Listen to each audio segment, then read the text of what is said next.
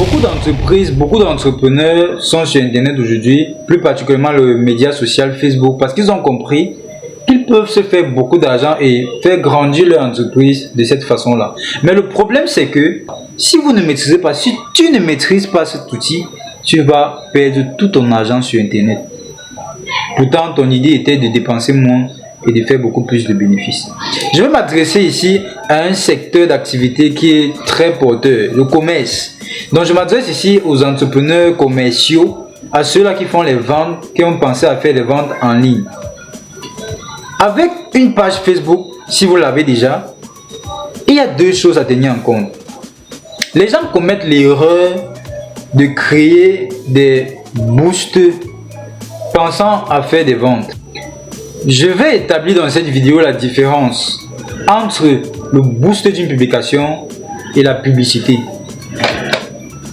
Beaucoup de personnes, beaucoup d'entrepreneurs sont sur Internet parce qu'ils ont compris que Internet aujourd'hui offre beaucoup plus d'opportunités. Nous avons accompagné plusieurs entrepreneurs, plusieurs commerçants à réaliser des grands chiffres d'affaires, d'énormes chiffres d'affaires sur Internet grâce aux médias sociaux, Facebook et les ventes en ligne découlant d'une page et du compte Business Manager. Je vais parler de ça dans la vidéo. En fait, le problème c'est que il y a une différence entre booster et payer la publicité.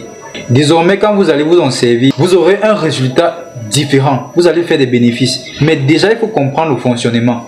C'est la raison pour laquelle nous proposons souvent des formations pour vous aider, pour vous accompagner, pour que vous soyez capable vous-même de gérer vos pages Facebook et d'atteindre des objectifs.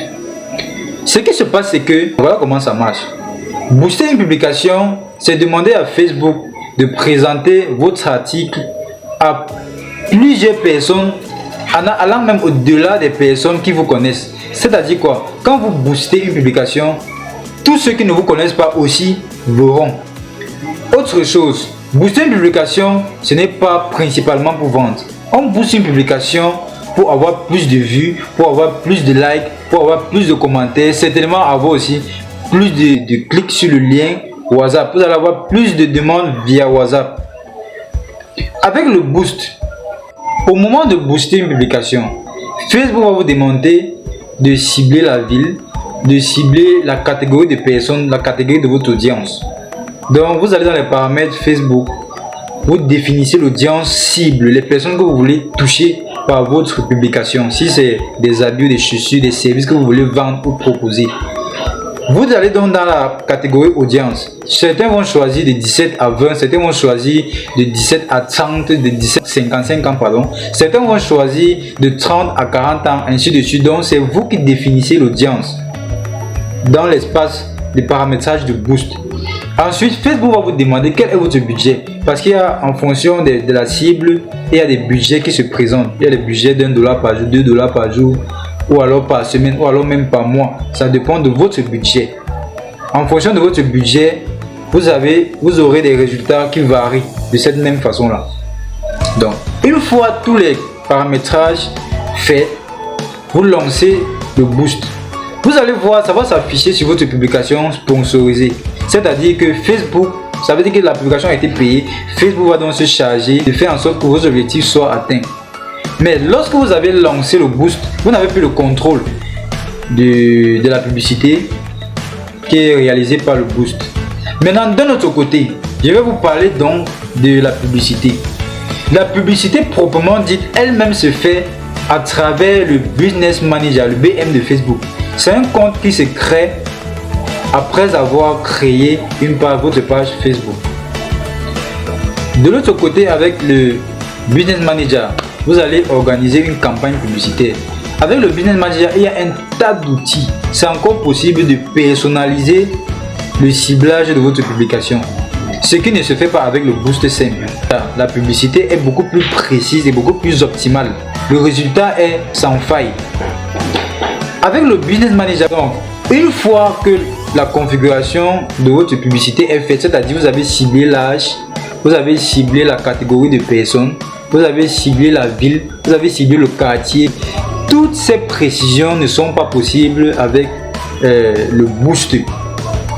Avec le booster, vous allez mettre le budget, vous ciblez peut-être de 17 à 30 ans, de 17 à 40 ans, et vous lancez la publicité, vous n'avez plus de contrôle. Or, avec la publicité qui se fait dans le Business Manager, vous avez la possibilité de contrôler le déroulement de la publicité. Vous avez la possibilité de faire 1, 2, 3, 4 publicités et de voir celle qui marche. Avec le Business Manager qui réalise la publicité, vous avez la possibilité de cibler des personnes ayant un pouvoir d'achat, c'est-à-dire des personnes qui sont intéressées par votre produit. De cibler les personnes qui ont le plus vu vos publications, c'est-à-dire vous allez sur une de vos publications qui a le plus de vues, vous demandez donc à Facebook de présenter votre article à uniquement ces personnes, si c'est 100 personnes, si c'est 1000 personnes, si vous avez une publication avec 1000 vues. Dans le compte Business Manager, en organisant votre publicité, vous allez toucher uniquement ces 1000 ou alors ces 2000 ou alors ces 3000 personnes qui ont déjà eu à voir vos publications. Ça, ce n'est possible qu'avec un compte Business Manager. En ce moment-là, quand vous définissez votre audience, peut-être de 30 à 45 ans ou de 30 à 55 ans, vous lancez la publicité. Facebook va aller chercher ces personnes qui sont intéressées par vos produits. C'est différent avec le boost simple.